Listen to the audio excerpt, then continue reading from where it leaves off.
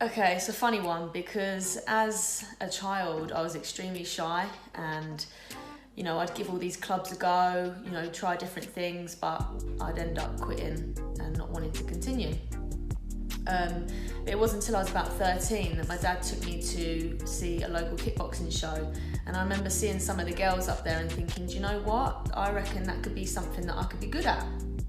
But again, as a shy child, I never really acted on it, and it wasn't until I was about 18 that I thought, do you know what, I'm going to go to a local kickboxing club. So I took my friend Lindsay along and we did a couple of sessions, really enjoyed it. And it kind of stuck. She didn't keep to it, but I did. And I loved it. I did that for about 2.5 years. And then, and then a friend said, oh, why don't you come and try out boxing? So initially I was a little bit like, I'm not too sure, but I gave it a go, and that was when I was introduced to Paul Day, who is my current coach now. And he instantly took me under his wing. I think he had me sparring on day one, which is quite crazy. He must have thought I was okay.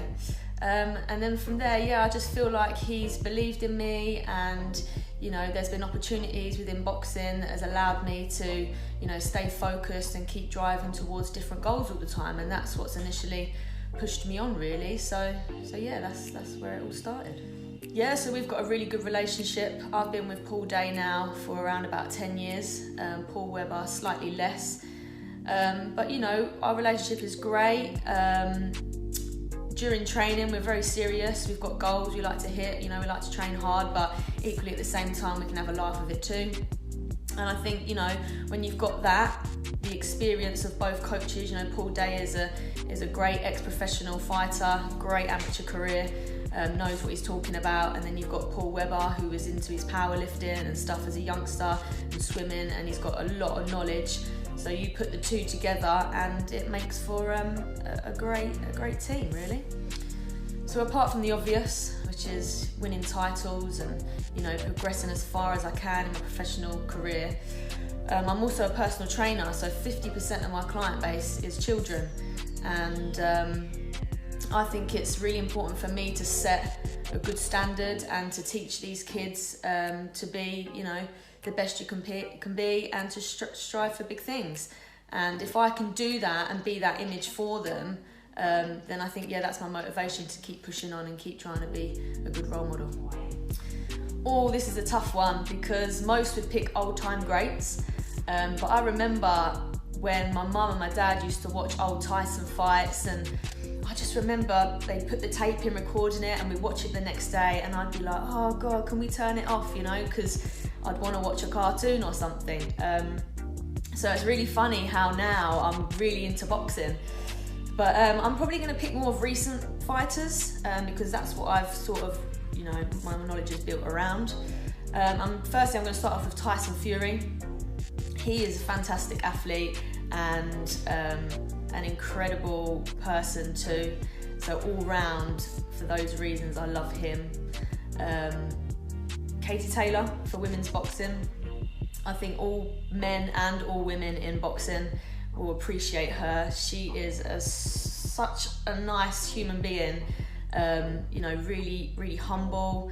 And, although she's risen and she's got this fame that's come with boxing, she's stayed extremely humble and it hasn't gone to her head. And that's what I like about her.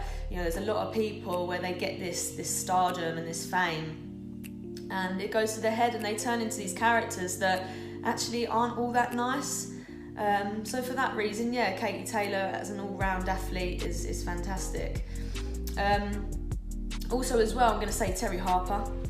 I have got to know her more throughout this year because I just remember her having a conversation with my manager, Steve Goodwin, back in the summer, and I was listening to everything she was saying, and do you know what? There were so many similarities between myself and her, and it made me really think, do you know what, Lodge, you've got to start pushing yourself more, start believing in yourself more. There's people out there just like you with the same goal, and if they can do it, you can do it. And she's motivated me massively this year, I'm not going to lie. I've never met her, but I feel like I know her because I follow her on Instagram and she followed me back, comments here, passing and stuff. And no, yeah, she's a real good person, or seems to be, and I love that. You know, it inspires me. So yeah, for that reason, Terri Harper. Well, sparring's great. I think every fighter loves sparring. It's the closest you're going to get to a real fight. Sparring can be different for me. Sometimes I can have real great performances, you know, come out buzzing for the day. And on the other hand, I might not have a great spar, and that can dwell on me a little bit, and it can get me down. But more so this year, I've been filming what I've been doing and analysing the positives more so than the negatives, and I think that's had a great effect on me. And I'm learning more, I'm seeing my mistakes, seeing what I'm doing good, you know, and really trying to push on with what I need to improve on. So yeah, all round I love sparring, it's great. Yeah, really good. It's one of those ones you're never going to know until you do it. It's so exciting, you know, you train real hard for it, really exciting, but equally when you turn up on the night, it's incredibly nerve-wracking. And sometimes I think to myself, what on earth are you doing? Like, you could just stop all of this now. But there's something that just keeps pulling me back every time. I'm not too sure what it is, but yeah, the love for it is great.